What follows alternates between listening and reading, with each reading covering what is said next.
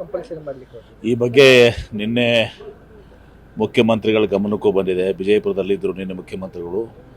ಅದ್ರ ಬಗ್ಗೆ ನಾವು ಏನು ಸರ್ಕಾರದಲ್ಲಿ ಚರ್ಚೆ ಮಾಡಿ ಕಾನೂನಾತ್ಮಕನೂ ಕೂಡ ಅದನ್ನೆಲ್ಲನೂ ತಿಳ್ಕೊಂಡು ಮುಖ್ಯಮಂತ್ರಿಗಳು ಗಮನಕ್ಕೆ ನಿನ್ನೆನೇ ಬಂದಿದೆ. ಅದಾದ ಕೂಡಲೇ ನಿನ್ನೆನೇ ಅವ್ರಿಗೆ ಪ್ರೆಸ್ ಸೆಕ್ರೆಟರಿ ಅವ್ರು ಬಂದು ನಾ ಇದ್ದೆ ಅವಾಗ ಅಂದರೆ. ಸೊ ಹೀಗಾಗಿ ಮುಖ್ಯಮಂತ್ರಿಗಳು ಆ ಬಗ್ಗೆ ನಿರ್ಣಯ ಮಾಡ್ತಾರೆ, ಸರ್ಕಾರಗಳು ಮಾಡ್ತೀವಿ, ಏನು ಮಾಡಬೇಕು ಅನ್ನೋದನ್ನು ಮಾಡ್ತೀವಿ.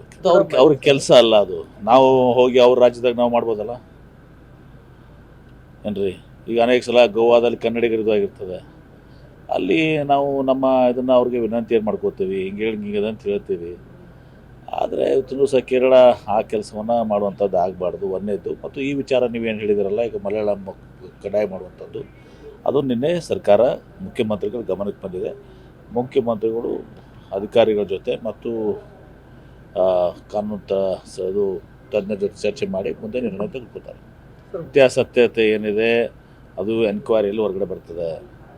ಈಗ COD ಎನ್ಕ್ವೈರಿನೂ ಕೂಡ ಮಾಡ್ತಾ ಇದ್ದಾರೆ.